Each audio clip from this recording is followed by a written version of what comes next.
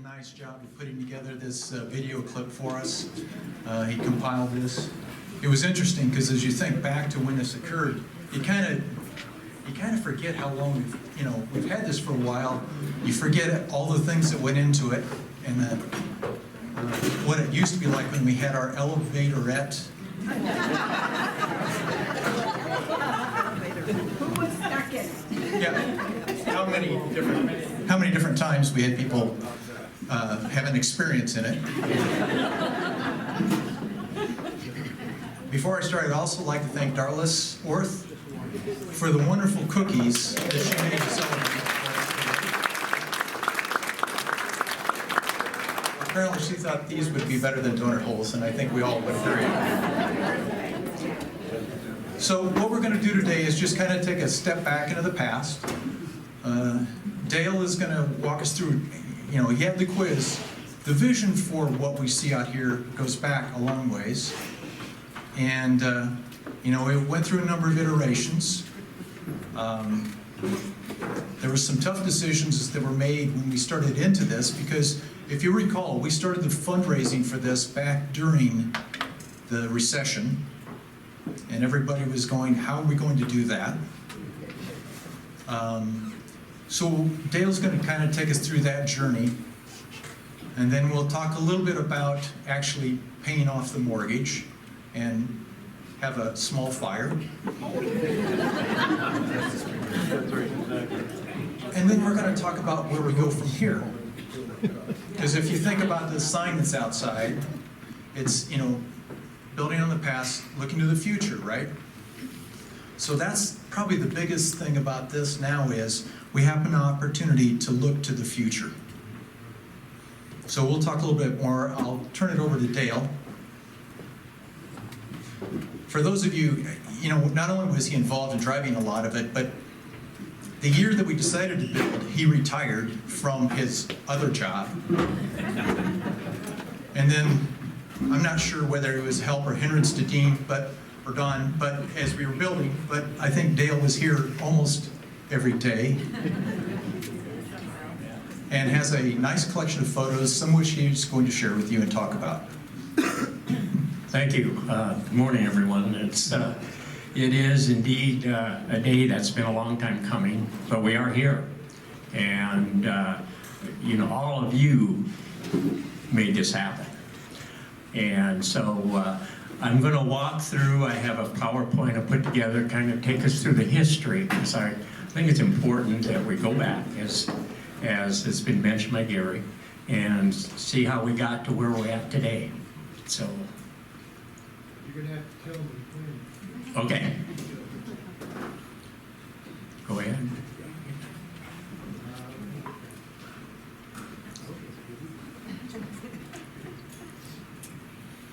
Okay, so I thought it was a good idea to if we're talking about building on the past, and let's take a look at the cornerstone of this building in 1907, 115 years ago. And so here we are today, and someone back in 1907 and before that had visions about what this church would be, and it stayed here at the corner of 6th and Kellogg. So next slide. So this is what things look like in 2010. Many of you, I think, were here, probably remember that view. It started to change shortly after, so by 2011, this is the view. What we call the Advertiser Van Dree building is gone. And as we see it today. So this really started in 1994. We had an all-church, what we called a vision survey, asked people to give us their ideas of what the future of this church, what their needs were, and what we'd like to see happen. And as you can see, I highlighted 3 of the things that had to do with, we don't have enough space. What can we do with the building that, maybe we ought to buy that building, that Advertiser building, and so on. So taking off from a 1994 vision was really the impetus for what we have today.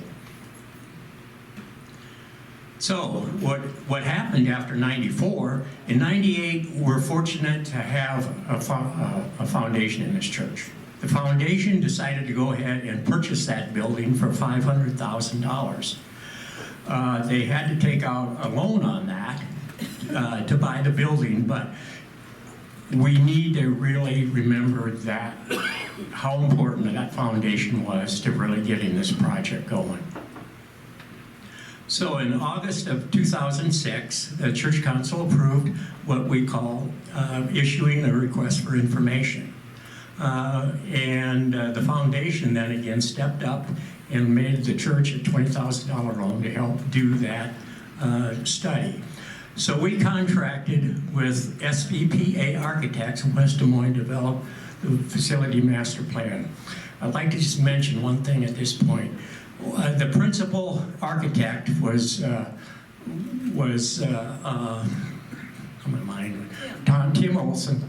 Tim Olson was a great guy to work with. He was specialized in church architecture. On August 16th, Tim Olson was killed as a pedestrian in Albia, Iowa. So we lost him, and I was just thankful we had him on board to get this thing started. So anyhow, in February of '07, the foundation once again stepped up and gave another $3,000 toward the development. At that point, we still had money to pay, or the foundation had to pay off that loan. So in one Sunday, we called it a Miracle Sunday. And on that day, people donated $100,000 that Sunday, in one day. So we moved forward, and by January 1st of 2008, that annex loan was paid off. As we move forward with SVPA, they developed various concepts. This was one of the first renderings of the initial concept. What you're looking at here is the addition similar to what you have today. However, the entrance was on the west side of the building. So on June 1st of 2008, the congregation then approved hiring a capital campaign consultant. Primarily what we did that because we wanted to analyze, was it really feasible for this church to raise enough money to build an addition? Because the initial master plan showed that we probably needed between $3.5 and $4 million to do this. So on August 30, the congregation voted to go ahead with a capital campaign. We then, in November of 2009, we had what we called our Commitment Sunday. That Sunday, we had $1.71 million pledged. Our goal was that we would get around $2 million pledged. It turned out that we got really close to that by the end of the year. So in May 23rd, 2010, the congregation approved what we called Phase 1 construction. And I have to mention that the votes to do that were overwhelmingly favorable. So here's a first thing we had to do was deal with the annex. And here's a little timeline of how that took place. So we salvaged what we could. I just wanted to put that picture up because that cabinet is in my basement today. So I got a good deal. It wasn't easy to get in there, but so we salvaged what we could. For instance, all the windows, the doorways, those kinds of things were all salvaged and were purchased by different people. Here's a reminder of what it looked like inside. A beautiful paint job in there. And as one of the big stumbling blocks we ran into was our asbestos in the flooring. So we had to remove the asbestos. So what you see here is Don Snyder, the Dean Snyder folks came in and had to cut all the walls out. So we get up the flooring out. That ended up being an additional expense that we didn't anticipate, but we had to get it done. As you can see, here's another view of. So once that was done, we started demolishing the building. I should say, Snyder had DeCarlo demolish the building, and this is actually inside. And as that moved forward, you probably saw in the video, that was quite a process. It took about 2 weeks to remove the building, and here was what was left of it, the slab. So one of the important aspects of this, as you know, the city of Ames owned the parking lot between the building and our church. So in a sense, the city of Ames was our partner in this whole development process. So we worked with them, and so the city council, we presented our proposals, we worked with their planning and zoning people, and so as we move forward, in 2011, the city approved our development plan and to move forward. At that point, we held a groundbreaking in August of 2011. Over 250 people were outside to participate in that effort. It was a great day. That, as you can see, the young kids were out there with their shovels. A little older, our older youth were out there with their shovels. And here was even older people out there with their shovels. I think you can recognize some of those folks. And it wouldn't happen without our professionals, our contractors, our engineers, we have our HVAC people, our electrical people, our plumbing people, and all our tradespeople who participated. And for some of these, I think that was the closest they've been to a shovel in a long time. So we contracted with Dean Snyder Construction to build this addition in September of 2011. And at that time, the actual construction began. And so we're going to run through a few photos here. As you can see, we move forward with the demolition of the parking lot and the removal of the concrete. You probably know this guy who's hauling those concrete block over here. I think he's here this morning. That was Don Snyder.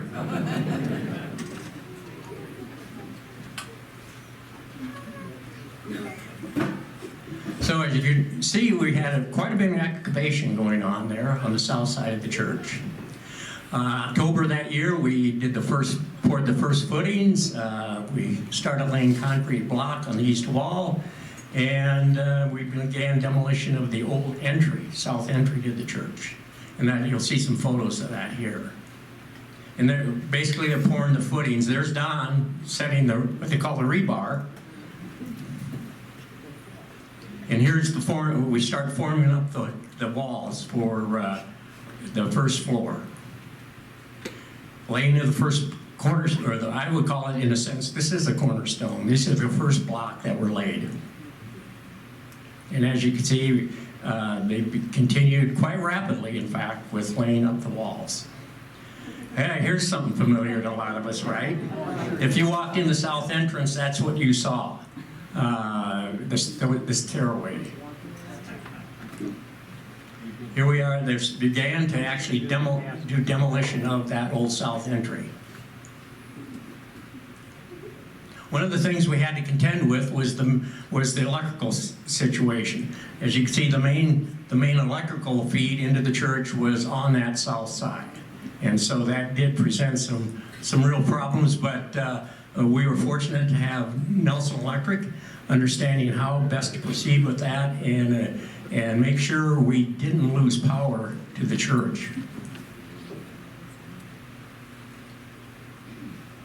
So once the first floor walls are up, then you start putting in the steel framework to support the second floor. And so we're seeing steel workers. And by the way, a lot of this was in December. And we were so fortunate with weather as we built this. It was one of the warmest winters on record. Here's an idea of what the framework looks like. Can you go back one? Sure. Where you see that block area in the middle, that's actually where the elevator is.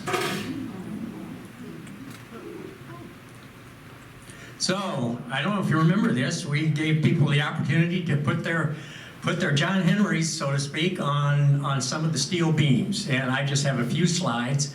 You probably recognize some of those.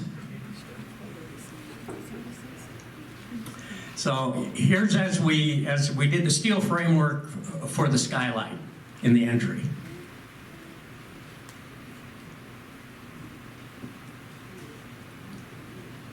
So in March of 2012, we were starting to do the actual brickwork of this was once again on the east side of the building.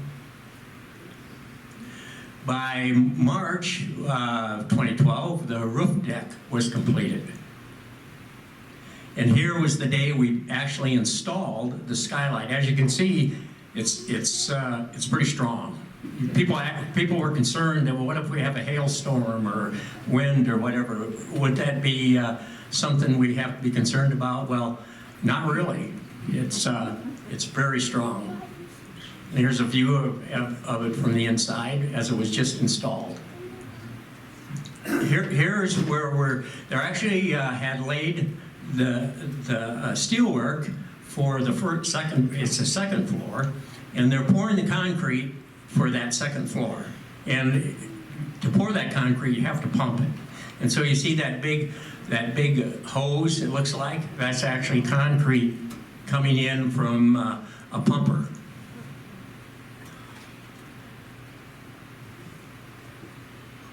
Here's something you probably don't remember or know about. This is actually the heating system for the first floor. Those pink, or I guess orange conduit, we've got some folks in the audience here who helped install those, by the way. So our first floor out there is actually heated in the floor.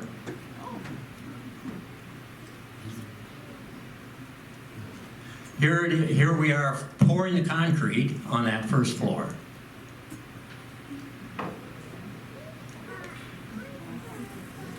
So at that point, the church actually voted the first time to actually borrow funds to complete the addition. At that point, we had not yet borrowed funds.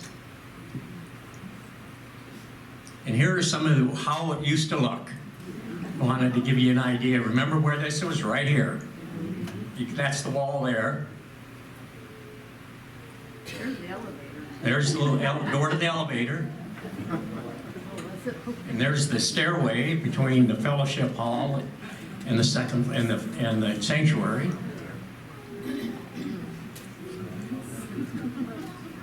And there's the door to our elevator. So one of the things that happened as a result of this project, as you can imagine, we actually gained space in the fellowship hall as well as the back of the sanctuary itself. We had very little gathering space at the back of our sanctuary before we started this. Now, if you see those windows, if you go upstairs, you know where our doorways are between the addition and the sanctuary. That's where those windows are in the past. So here we are starting the actual demolition inside the church itself, the back of the church. Well, there's that Snyder guy again, supervising. I got, because I could say a lot about Don and his company and how much they put into this project, and that was another thing that really worked out well for us. Having one of our own members being the primary contractor for this project was a wonderful thing. This is actually what the old church foundation looks like, the original church. It's a big limestone block that they just, as you can see, they just pieced it in, and that's a wall like right back here. And so that's how they built the foundation in 1906 and 7. Here's a view of some of the wall framework. Because we're a commercial building, it's all metal, what they call metal studs. There's the elevator. We were just about ready to take it out. I guess you can't call it an elevator. Now, there's the new one coming in. There's another view of as we had redone the floor at the back of the sanctuary. One of the things that I guess we were very fortunate when we did this project, is what we call the elevations of the floors. It worked out that, of course, the bottom basement elevation tied right in with our existing church elevation, as pretty much on the sanctuary level as well. We had to do some modification, but you can see that they only had to drop it about a foot at the back there. You can see the gap there. So we installed the cornerstone September 10, 2012, and here's where they were setting that cornerstone. And I love this picture because setting something plumb and is a very biblical aspect, in fact, of setting a plumb line. And so we were plumbing the cornerstone. I thought was an excellent picture of showing you how complex this construction actually is. What you don't see today is behind all our walls and our ceilings. It is an amazing jigsaw puzzle practically to put it all together with all the electric conduit, the ductwork for HVAC system, your plumbing, your water. It's all in there.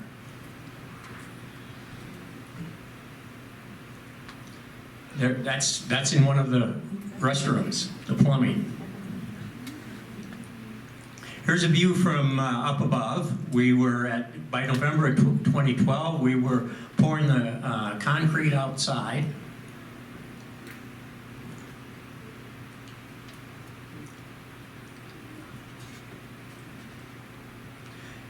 And one of the last things we did construction-wise was, of course, the canopy over the drive up. And it turned out that originally we had not considered doing this. But in talking with architects and looking at other churches, we determined to have an all-weather covered drive-up was a really important addition as part of this project.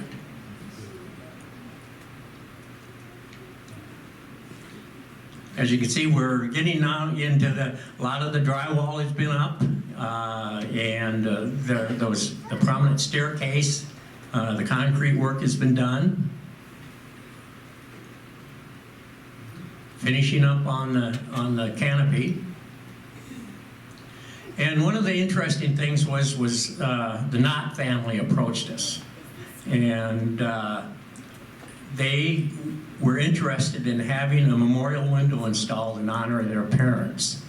And so, we said, you certainly, the longtime members, and even though none of the Knott family was current members, they asked if they could go do this. And so, as you know, in our youth room, we have the Knott Memorial Window.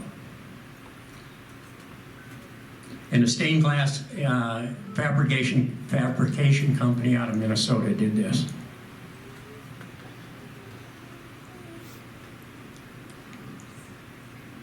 We're in the final stages now, setting the rail and the handrail and so forth on the stairway.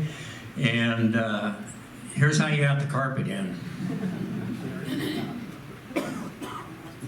Laying the tile floor in our south entry. Final work on our canopy. Here they have practically finished installing our new elevator.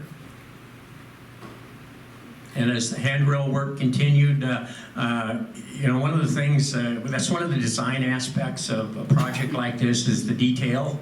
And I think if you look at the detail, the metalwork on our handrails or our stairway and up above, we tried to take a look at architectural features that we could bring forward from this building, the old building, and so that's why you see the shape of the windows, the skylight, the dome impact, as well as some of this metal work. This is in the chapel, laying the floor in the chapel. And as you know, we have a ceiling mural in the chapel, and here they are installing it. It's an interesting system, and I was really curious to see how that would work. And you can see essentially it's like a very high-end wallpaper. Some of Nelson Electric's folks hanging the main chandelier in the front. So on March the 24th, 2013, we had a consecration and dedication service here at the church. It was a wonderful time, and I think many of you were here, remember this. As well as we worked with the Ames Tribune, and they put in a special insert in the paper the week before. And I think some of you maybe you have kept that. I have a few copies here. A lot of time went into really explaining about the history of this church, and letting the community know why we did what we did. So another, of course, distinctive feature is the Labyrinth that is in the entry floor. Blake Delaney, I knew Blake. I call him an artist because that's really what he did, was a piece of art.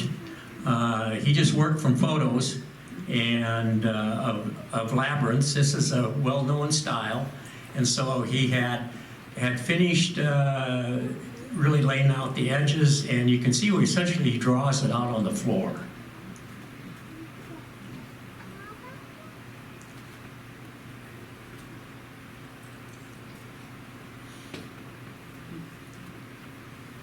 So, you know, as a tile artist, I think Blake spent almost over 4 weeks putting this together. And Those are individual pieces? those are all individual tiles, yeah. Yeah. And of course, there's the finished product. A sidelight is, if you don't know, Blake Delaney, he no longer is in the flooring business, but he runs what we call the Vinyl Cafe here on Kellogg, South Kellogg. So he does coffee and sells the vinyl. One of the things, actually, this was after the building was done, and we had a couple of our ASP crews put together the west entry landscape wall. Then later on the next year, we decided that we needed to extend that wall, so we just had volunteers do that. And I think you recognize some of those people. I think Roy Cake Rice is in that picture. With that orange shirt, is that you, Roy? Could be. Yeah. And actually, the final element of the whole project was when they poured the patio in August of 2014. So, what we ended up doing, of course, is here's some of the information about mortgages and building funds and so forth. So that's the last of my part. So I'm going to turn it over to Gary.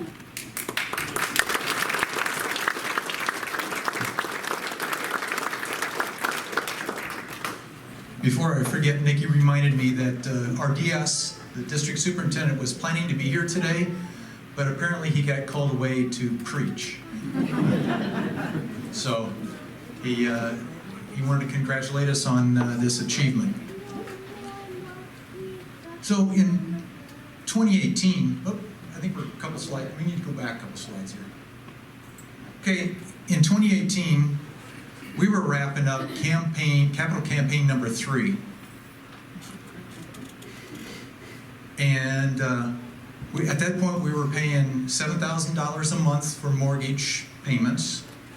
And at that point, the ending date was the 23rd or January of 2023. And when we hit that date, we were going to still owe a balloon payment of $616,000. So a group of us were asked to come together and try to come up with a plan to get this paid off. And I have to tell you, I had a couple discussions with God during this, because as I looked at it, I'm looking at that going, I'm not sure how we're going to make that happen, but let's go. And so when we talked about it, and part of the feedback and discussion was, don't call it capital campaign number 4. That suggests there might be another one.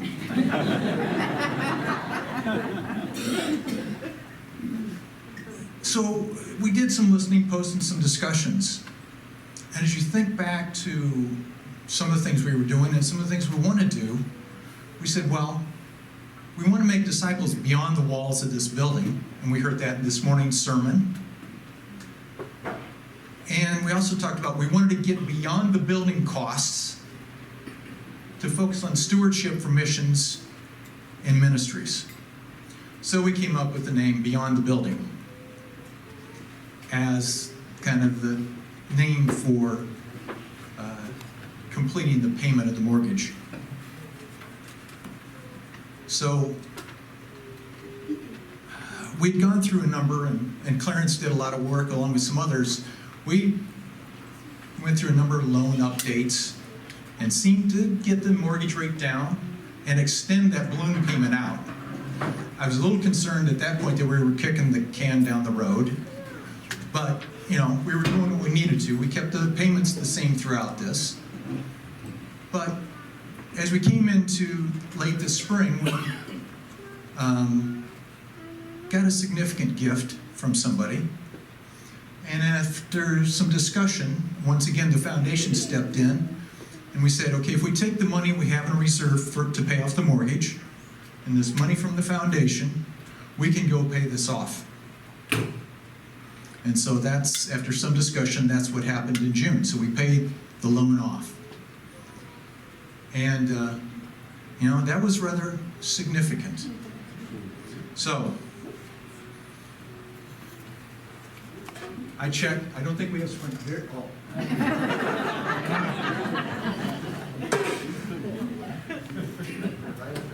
I hope that's a copy. Oh, yeah.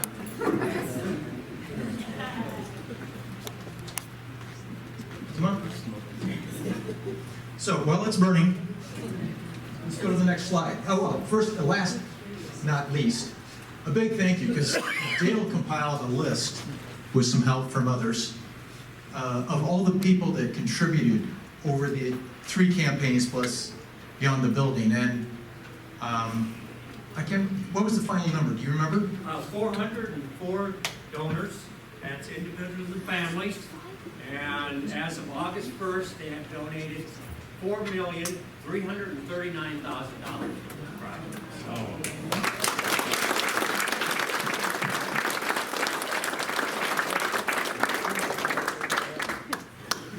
So now it is time to look beyond the building. The challenge is to maintain the same level of gifting that we've been given, because, and a number of you who had pledged to Beyond the Building, if you've still got that pledge sitting out there, it would be good if you could just convert that to budget now. Because if you think about it, we were spending $84,000 a year on mortgage payments. That's a lot of money. So now the challenge is to keep that level of stewardship, both in our money and in our time, and take it to something beyond our building. And with that, I'm going to ask Steve to come up and talk a little bit about missions.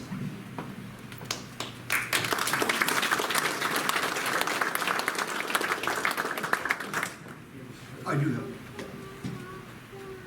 There we go. All right, yeah, I'm Steve Hanlon. I'm the chair for the Mission and Outreach Committee. Go ahead. So this is the written function of the Mission and Outreach. Basically what it says is we take donations that you give us, where we don't have a budget, we aren't on the budget, we don't deal with any of the appropriations that the church has. We take your money and we contribute it to different organizations. Go ahead.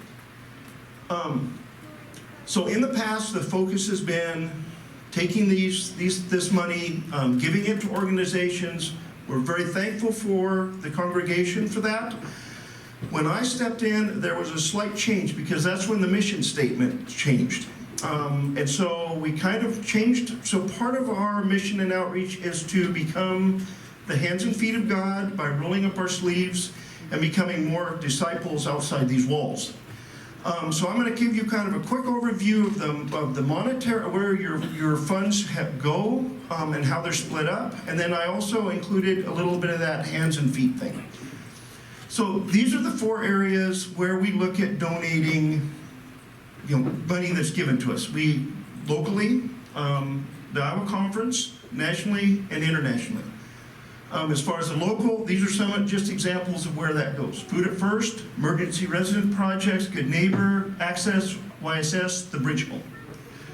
As far as the conference, Women of the Well, there are several things that the conference dictates for missions, and so some of that money is split up into those also.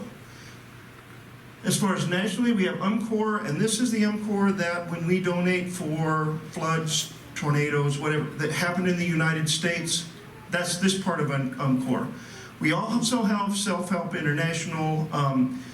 That is an international, the money and stuff goes internationally, but it is locally and found within the state. So this is the international, most of your money goes to UMCOR, both through the international disaster. That's the tornadoes, hurricanes, whatever happens overseas. We also donate for global migrations, which is kind of why are people leaving countries, and then once they've left, these rights that they have, rights to stay, passage, welcome, belonging. In the past, we have donated to Jordan Hinder's Life Global Building also. Along with organizations, we sponsor 2 missionaries. Doug Williams in Argentina. In fact, several of us in 2021 went on a visual mission trip to Argentina, which was very enjoyable. And then Jane Keys in Zimbabwe with African University, and on August 18th, both her and Larry were here to speak of, the things they're doing. I will say, I look at Carol, I think September, Jane's retiring. They did give us a couple examples of missions to sponsor if we're in that, but we will get another missionary to put in that place. Now this is kind of that non-monetary thing that everyone here has donated, and you've been very, very good at this top one. Carol's been very good at promoting the mica, the paper products and all that. There is a monetary that goes with this. They do ask for money ever so often for meat, and we fill that. Access, same thing. You've been very good. Access, Food at First, and I want to add to this, we're starting this. There's a non-monetary that we are going to start in September, and so I need the hands and feet here. We have taken on that the 3rd Thursday of every month, we are going to give some volunteers for serving, cleanup, and all that. So you'll start seeing that put out there. Please, please, please put your name down to volunteer for that. The last one was gas cards. There is gas cards. If someone needs some money to get go on a job interview or that, there are $20 a piece gas cards that they can come to the front office and get, and we try to keep about $100 there. This is something that we're in the process of, and that's the UMCOR kits, another monetary thing. However, some of these personal dignity kits do require $2, that's monetary, and individuals that don't want to put these kits together, we do require money to get these things boxed up and shipped. And you can donate monetarily to that. Okay? So, and then this is that making disciples of Jesus. This is that mission statement that the focus changed to. I wanted to give some examples of what people have done. We have Walking for Alzheimer's, the Crop Walk, Voluntary for Self-Help International, the YSS, Boy Scouts of America. There was a multitude of things that people do out there. So my final slide is, please consider giving. If there's an organization that's true to your heart and you would like to see money go through that and tie it in with the church, please you can designate that organization. Please just consider giving to these local, or giving your time to these local charities, the Boy Scouts, the YSS, all that. If you want to sponsor one of the missionaries on your own, they'll be happy to send you a newsletter, tell you kind of what's going on in their lives. The last thing is that mission statement. Please, whatever you may do, become disciples of Jesus and serve beyond the walls. Thank you.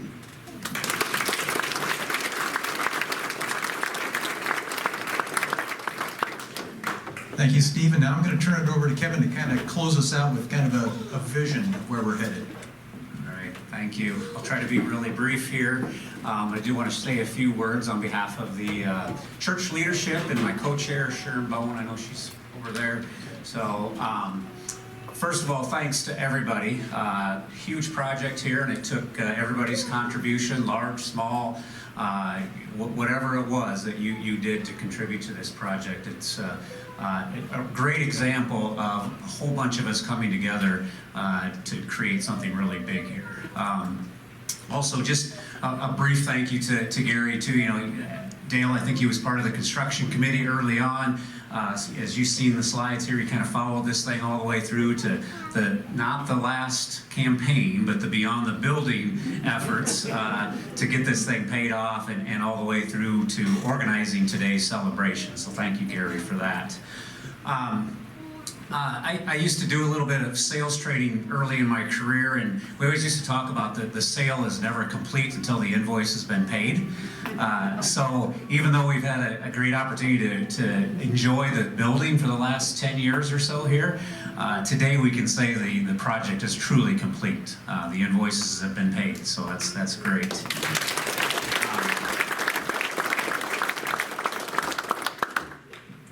And just a couple of things here. Some of you have heard me tell the story about how Chris and I found this church. It was about 27 years ago. We were looking for a place to get married, and we stumbled in here on a Saturday night for worship service, and we quickly determined this was the building we were looking for. And that's a story of how a building attracted us, but it certainly is not what kept us around here for the last 27 years. This church has helped us raise our children, help them have the faith foundation that they need to face the world. I know Pastor Webb is here. I think you baptized our children, so been involved with that from the early stages. But there's a whole bunch of Sunday school teachers and things like that have been a big part of that. You know, for myself, this church has helped me realize that religion is more than just showing up on Sunday morning, and people like our pastors and people like our adult Sunday school leaders and the men's group that get together with on Wednesday morning at 6 o'clock, by the way, at Panera. Anybody wants to join us, you're welcome to do that. 6 a.m. I should point that out. So those are some great examples. I think my wife would tell you, you know, all the Sunday school classes that she's been a teacher of and different committees that she's been a part of. Just that opportunity to help serve with the rest of you and be part of that has been a big part of her development over the years. So I think you all have stories like that you can share, but what that is evidence that it's not just about the building, obviously. But what a blessing we have now that we can go forward without the burden of this mortgage and think about how do we invest in the future with our time and resources going forward. So your leadership team a few years ago developed what, for lack of better terms, what I call an identity statement. And it starts with our purpose, and what this was designed to do is help us give focus. And I think at this time when we're kind of reorganizing where our money has been going, it's a kind of a good reflection to think about this again. So it starts with, you've heard this several times already this morning, that's great. I love that consistency to make disciples of Jesus who serve beyond the walls. So again, it's about how are we serving, how are we supporting the community out there. And in the middle, you can see our three core values. And the first one starts with welcoming all. And I think we need to think beyond that a little bit and think about how do we be more proactive in inviting all. I think we got Rally Sunday coming up here in a couple weeks. If you've ever thought about inviting somebody to this church to come check it out, that's a great Sunday to do that. The second one there is partnering in faith formation. And those are the activities that all give us the strength to go out into the community and serve and invite others. And, you know, whether it's Sunday morning worship or adult Sunday school or whatever it is that you're part of that helps you build your faith, I hope you all continue to do that and invite others to participate in that. And the last one, the third of the core values there is encouraging service. And I'm a big believer in that. Actions speak louder than words. So as others see us out in the community serving, they're going to be interested in knowing what's going on here at our church. So hopefully that's a great opportunity for us. So with that, I want to thank everybody again. Thanks for being here today and helping us celebrate. And Gary, is there anything else we have? You're good. All right, then thank you all.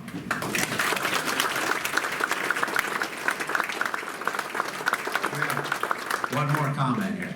We have more coffee and we have more cookies.